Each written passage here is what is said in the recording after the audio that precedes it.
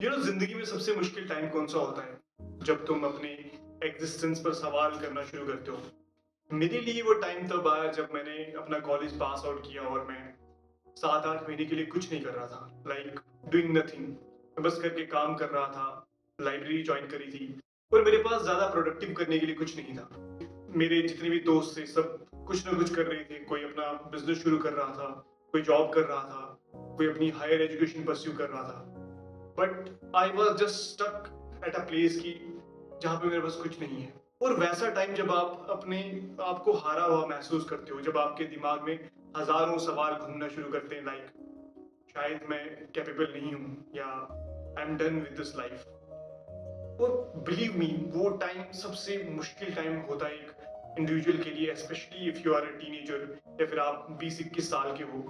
It feels hard. I am sure everyone, जितने भी लोग हैं वो इस सिचुएशन में कभी ना कभी रहे होंगे।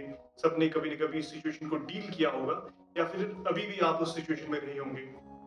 Believe me, it's very hard. अगर आप कभी उस सिचुएशन में रहे हो तो this video is for you.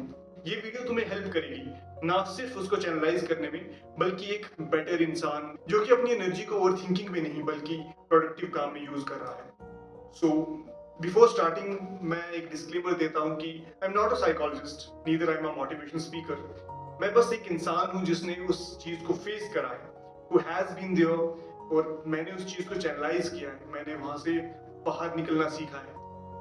I just want to give you my experience with overthinking, and I hope someone out there, कोई दुनिया के किसी कोने में बैठा हुआ, शायद उसको मेरी वीडियो से हेल्प मिले। This video is just for that person. So before उस चीज पर आने से पहले let's first understand what overthinking is. बहुत सारे लोगों को लगता है कि यार ओवरथिंकिंग एक प्रॉब्लम है, like it is a sign of dumbness और stupidity. But let me tell you, it is not. Actually it's opposite of that. अगर आप एक ओवरथिंकर हो तो it is a sign of intelligence, it is a sign of being responsive, and it is a sign of being a sensible person. Actually people are not sensible in today's world. लोग बिल्कुल भी sensible नहीं है, they are just robots working. तो अगर आप एक overthinker हो तो you are a great human being, you are responsible. तुम अपने आप को रिस्पॉन्सिबल मानते हो कुछ चीजों के लिए, तभी तुम इतना सोच रहे हो। अगर तुम नहीं उतने रिस्पॉन्सिबल होते तो शायद तुम नहीं सोच रहे हो। See, overthinking is not just thinking on a particular thing. Overthinking actually is कि आप एक लूप में फंसे हो और बार बार आप उस लूप में चलते जा रहे हो। Actually there are two loops.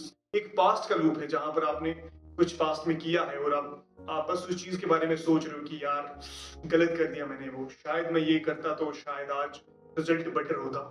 एक है फ्यूचर का लूप, कि आप अपने फ्यूचर को लेके परेशान हो कि यार क्या होगा, मुझे शायद जॉब मिलेगा या नहीं मिलेगा, whether I am going to crack that interview, या फिर वो कुछ भी हो सकता है। लेकिन पॉइंट ये है कि चाहे वो पास्ट का लूप हो या फिर फ्यूचर का लूप, कोई भी लूप तुम्हें सोल्यूशन नहीं देगा। अगर तुम सिर्फ सोच रहे हो तो तुम्हें कोई भी सोल्यूशन नहीं मिलने वाला है। तुम्हें सोल्यूशन तब मिलेगा जब तुम उस पर एक्ट करोगे। देखो, क्वेश्चन ये है कि व्हाई डू वी ओवरथिंक। अगर मैं तुम्हें इसे एक स्टोरी से समझाने की कोशिश करूं तो let's take you 50,000 years back. मान लो दो इंसान हैं और जंगल में बस जा रहे हैं और सडनली उनको एक झाड़ी के पीछे से कुछ आवाज आती है। एक इंसान ये सोच रहा है कि शायद कुछ नहीं होगा, लेकिन एक ओवर थिंकर है, उस पर सोच रहा है कि शायद वहां पर मेरे लिए खतरा हो सकता है। तो प्रॉबेबली कौन सर्वाइव किया होगा? ऑब्वियसली द वन जिसने सोचा होगा कि शायद आगे डेंजर है। ये ओवर थिंकिंग एक ऐसा ट्रेट है जो generation to generation pass on हुआ है और तब हमारे तक पहुंचा है। आज के जमाने में टाइगर प्रॉब्लम नहीं है, problems are different, problems are modern. Now problem is like कि क्या मुझे जॉब मिलेगी, या फिर जिस इंसान को मैं चाहता हूँ वो मिलेगा, या फिर क्या मैं एक सक्सेसफुल इंसान बन पाऊंगा। It could be a social problem too.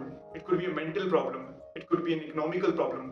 Problems are different, but the core behind problems, या जो अंडरस्टैंडिंग है दिमाग की, दिमाग हर एक प्रॉब्लम को एक थ्रेट की तरह समझता है आपके लिए। और आपका दिमाग कभी भी नहीं चाहता कि आप किसी खतरे में फंसो। उसका काम है to protect you. It is the basic threat detection machine. जब आप ओवरथिंक कर रहे हो तो it's basic trait of your mind कि वो चाहता है कि आपको पोटेंशियल थ्रेट से बचाए। That's the real cause behind overthinking. When you overthink, it's normal. हर कोई करता है ओवरथिंकिंग, ऐसा नहीं कि सिर्फ आप कर रहे हो। हर किसी में ये प्रॉब्लम है। Actually, it's not a problem. It's your basic cognitive function that your mind does. देखो दिमाग हमारा ज्यादा नेगेटिव चीजों के बारे में सोचता है as compare to the positive ones. अगर तुम टेक्निकल टर्म जानना चाहते हो तो साइकोलॉजिस्ट इसको नेगेटिव बाइस बोलते हैं. अगर दो इंसान तुम्हें दिन में कॉम्प्लीमेंट दे रहे हैं और एक पॉजिटिव है और एक नेगेटिव, तुम्हारा ध्यान नेगेटिव की तरफ ज्यादा रहेगा as compare to the positive one, क्योंकि तुम्हारे दिमाग की वायरिंग ही वैसी हुई है कि उसको थ्रेट की तरफ ज्यादा रहना है, उसको डिटेक्ट करनी है कि आपके लिए कोई पोटेंशियल खतरा तो नहीं है. That is the root cause कि we overthink a lot on negative things as compared to the positive one. देखो overthinking अपने आप में प्रॉब्लम नहीं है. ओवरथिंकिंग प्रॉब्लम तब बनती है जब वो तुम्हें रियल में कॉस्ट करना शुरू करती है, जब तुम्हें उसके लिए पे करना पड़ता है. तुम्हारे डिसीजंस को वो कंफ्यूज कर देता है, you are not able to make a better decision, या फिर तुम्हारी एनर्जी ड्रेन करना शुरू कर देता है, वो तुम्हारे रिलेशनशिप को इम्पैक्ट करना शुरू करता है. सबसे बुरी बात जो ओवर थिंकिंग की है कि वो तुम्हारे लिए बहुत ज्यादा एंजाइटी लेके आता है. When you are over thinking a lot and ऊपर से तुम बहुत टेंस्ड हो, it feels like hell on you. Now comes the solution part. अब तुम्हें समझ है कि ओवर थिंकिंग क्या है, क्यों होती है. देखो, अगर तुम्हें ये लग रहा है कि तुम अपनी विल पावर से या फिर मोटिवेशन से कुछ कर लोगे, ऐसा कुछ होने नहीं वाला है. मैंने बहुत ज्यादा मोटिवेशनल वीडियोस देखी हैं जब मैं अपने बैड स्पेस में था. बिलीव मी, वो कुछ भी तुम्हारे काम नहीं आने वाला है. जो काम आएगा तुम्हारे एक मैकेनिज्म या फिर एक सिस्टम जो कि एक प्रॉपर गाइडलाइन के साथ हो, एक प्रॉपर सिस्टम हो जो कि तुम्हें उसमें से बाहर निकालने के काम आएगा.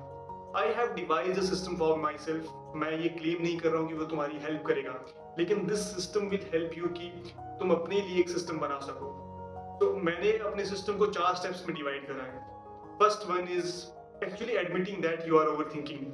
सो अगर तुम बहुत ज्यादा ओवरथिंक कर रहे हो तो पहले एडमिट करो कि तुम ओवरथिंक कर रहे हो. इससे एक चीज होगी कि तुम्हें समझ आएगा कि you are not thought, you are a person जो सोच रहा है.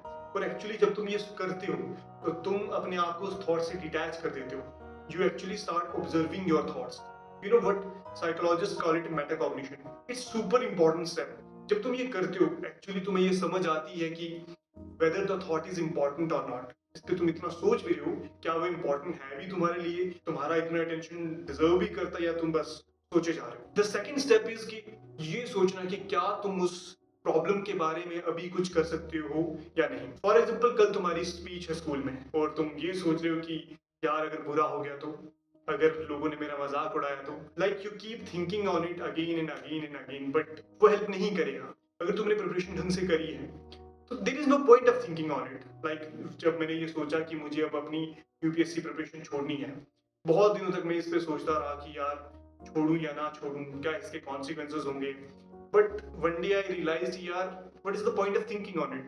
अगर मुझे करना है तो लेट्स डू इट, अगर नहीं करना तो छोड़ दो. सोच के कुछ नहीं होने वाला है, सोचने से कोई प्रॉब्लम सॉल्व नहीं होने वाली है. So for that you have to take that action. And the third step जो मुझे लगता है कि बहुत इंपॉर्टेंट स्टेप है और मैं पर्सनली, मेरे को लगता है कि वो गेम चेंजर है, which is talking to your self. मुझे लगता है कि मेरी ये सुपर पावर है, मैं खुद से बहुत बातें करता हूँ. सो एक्चुअली जब मैं अपनी ओवर थिंकिंग के पीक पर था, मैं बहुत ज्यादा ओवर थिंक कर रहा था, तब मैंने अपने लिए एक हैबिट डेवलप करी कि मैंने अपने लिए 20 मिनट का विंडो रखा हर दिन. जो भी प्रॉब्लम मेरे को सबसे ज्यादा डिस्टर्ब करती थी, I used to talk on that.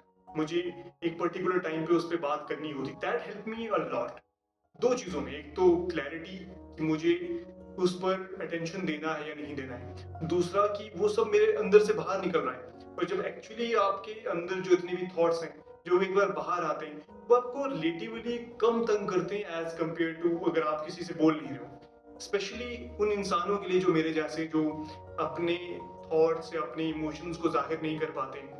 Believe me, अगर आप वैसे इंसान हो तो डेवलप दिस हैबिट और बताओ मुझे, और मुझे जरूर कमेंट में बताना कि इसने कितना हेल्प करा. It has help me a lot और आई एम श्योर आपको बहुत ज्यादा हेल्प करेगा. The fourth step is pattern interruption. देखो, जब हम ओवरथिंकिंग कर रहे होते हैं, हमें ये समझ भी नहीं आता है कि कैसे ओवरथिंकिंग हमारी हैबिट बन गई है. और एट अ पॉइंट ये इतना इंपॉर्टेंट हो जाता है कि उस पैटर्न को अब ब्रेक करना है. और अगर तुम उस पैटर्न को ब्रेक नहीं कर रहे हो तो ओवरथिंकिंग कभी नहीं जाएगी. Think on it. हम ओवरथिंकिंग कब नहीं करते हैं? या तो हम बहुत ज्यादा थक गए या फिर हम बहुत ज्यादा खुश हैं. दोनों मोमेंट्स में हमारे पास वो ओवरथिंक करने का टाइम नहीं होता है. So my advice to you is कि या तो अपने आप को इतना ज्यादा एग्जॉस्ट कर लो कि अब तुम्हारे पास टाइम नहीं है, like play some game, do your work, कुछ भी करो। या फिर सोशल कनेक्शन अपना ज्यादा बढ़ाओ, अपने दोस्तों के साथ मिलो, अपने फैमिली से बात करो, लाइक बिजी रहो। अगर वो नहीं हो रहा है तो अपना एंगेजमेंट बढ़ाओ, चाहे वो सोशल मीडिया पर हो रहा है या फिर तुम वीडियो गेम खेल रहे हो लाइक आई डू, या फिर तुम कोई स्पोर्ट खेल रहे हो, या फिर किसी भी इंसान के साथ बात कर रहे हो। सो बेसिक मोटिव ये है कि तुम्हें वो स्टेट ऑफ माइंड जो कि ओवर थिंकिंग की तरफ तुम्हें लेके जाना है, उससे निकलकर तुम्हें ऐसे स्टेट ऑफ माइंड में जाना है जहां पे तुम अपने लिए एक ऐसा स्पेस बना रहे हो जहां पर तुम्हें सोचने का टाइम नहीं मिल रहा है, जहां पे तुम खुश हो, जहां पे तुम्हारे पास उतना टाइम नहीं है सोचने के लिए। मुझे पूरा यकीन है कि अगर तुम इस प्रोसेस को फॉलो करते हो, ये पक्का तुम्हें हेल्प करेगा। और अगर हेल्प नहीं भी करेगा, एटलीस्ट ये तुम्हें तुम्हारा अपना प्लान बनाने में मदद करेगा एंड तुम उससे बाहर निकल पाओगे। सी, ओवरथिंकिंग कोई ऐसी चीज नहीं है कि बस ओवरनाइट खत्म हो जाएगी। It is basic trait of your mind जो हमेशा रहेगा। अगर तुम ये मेथड फॉलो करते हो तो तुम अपने थॉट्स को चैनलाइज कर पाओगे। तुम एक्चुअली ये डिसाइड कर पाओगे कि कौन सा थॉट तुम्हारे लिए इंपॉर्टेंट है और कौन सा थॉट तुम्हारे लिए इंपॉर्टेंट नहीं है। या फिर जो चीजें तुम्हें वॉरी कर रही हैं, जिन चीजों पे तुम्हें बहुत ज्यादा सोचना पड़ रहा है, तुम्हारे पास एक पर्टिकुलर विंडो होगा जिस विंडो में तुम उन टॉपिक्स पर बात करोगे। और जब तुम ये करोगे तब तुम्हारा वो जो लूप का पैटर्न है वो ब्रेक होगा एक्चुअली, और तब तुम उसमें से बाहर निकल पाओगे। So if you found this video helpful, या फिर तुम्हें लगा हो कि तुम्हें कुछ सीखने को मिला इस वीडियो से, do like this video and comment below तुम्हारा हाइपर ओवरथिंकिंग का फेज कैसा रहा, या फिर तुम अभी भी हो, whether this video helps you a lot. Subscribe जरूर कीजिए क्योंकि ये मुझे यूट्यूब एल्गोरिथम में हेल्प करेगा। तब तक के लिए स्टे सेफ एंड बाय।